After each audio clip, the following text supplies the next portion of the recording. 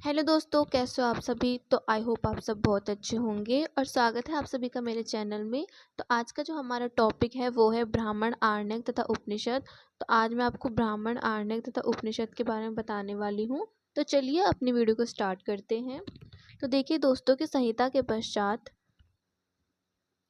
क्या है कि संहिता के पश्चात ब्राह्मण, आरण्यकों तथा उपनिषदों का ही स्थान है। तो संहिता जो है वो वेदों को कहा जाता है। जो हमारे 4 वेद हैं, ऋग्वेद, यजुर्वेद, सामवेद, अथर्ववेद, तो इनको संहिता कहा जाता है और ये काफ़ी प्राचीन वेद है। इनको हिंदू धर्म में काफ़ी पवित्र माना गया है।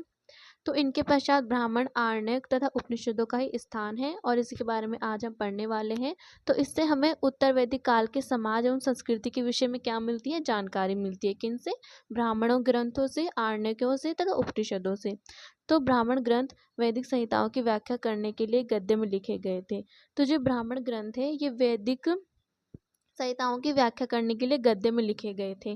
और प्रत्येक वेद के अलग अलग ब्राह्मण ग्रंथ हैं, मतलब कि जो 4 वेद हैं उनके अलग अलग ब्राह्मण ग्रंथ हैं।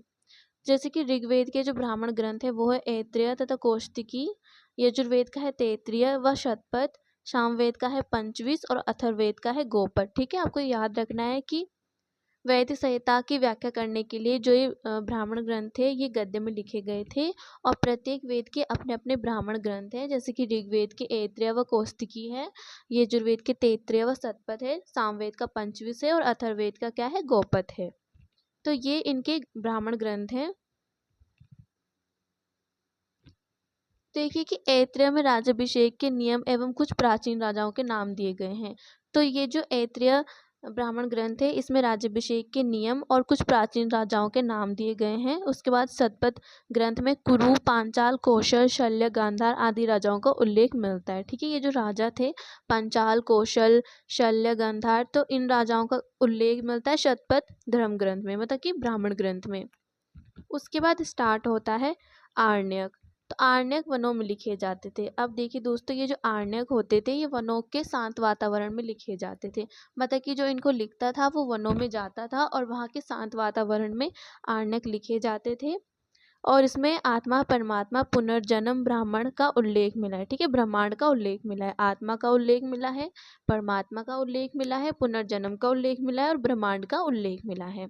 तो आरण्यक में यज्ञ से जुड़े कर्मकांडों की दार्शनिक और प्रतीकात्मक अभिव्यक्ति है। ठीक है, तो आरण्यक जो है ये कर्मकांडों की दार्शनिक और प्रतीकात्मक अभिव्यक्ति है, मतलब यज्ञ से जुड़े। उसके बाद है उपनिषद। तो देखिए इनकी संख्या 108 है। जो उपनिषद है इनकी संख्या 108 है, जिनमें से 13 को मूलभूत उपनिषदों को श्रेणी में रखा गया है। मतलब कि इनमें से 13 उपनिषद जो है वो इम्पोर्टेंट है। जैसे कि मुंडको उपनिषद हो गया, कंठोपनिषद हो गया आदि, है ना। इनमें शरीर, ब्रह्मांड, आत्मा तथा ब्रह्मा की व्याख्या की गई है उपनिषदों में। और उपनिषद का अर्थ होता है गुरु के निकट बैठकर शिक्षा ग्रहण करना। तो उपनिषद का अर्थ होता है गुरु के निकट बैठकर शिक्षा ग्रहण करना। इस होता है जो आरण्यक होते थे ये तो वनों में लिखे जाते थे, वनों के शांत वातावरण में। और जो उपनिषद होते हैं इसमें गुरु अपने शिष्य को ज्ञान देता है अपने निकट बैठा कर।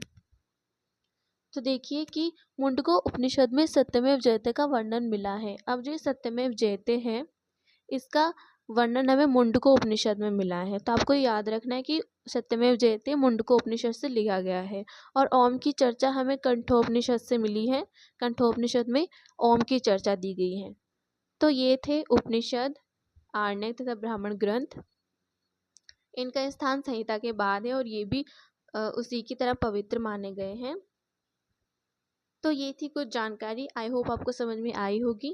तो अगर आपको मेरी वीडियो अच्छी लगी हो तो मेरी वीडियो को लाइक कीजिएगा और अगर आप मेरे चैनल में नए हैं तो प्लीज़ मेरे चैनल को सब्सक्राइब कीजिएगा। मिलते हैं नेक्स्ट वीडियो में।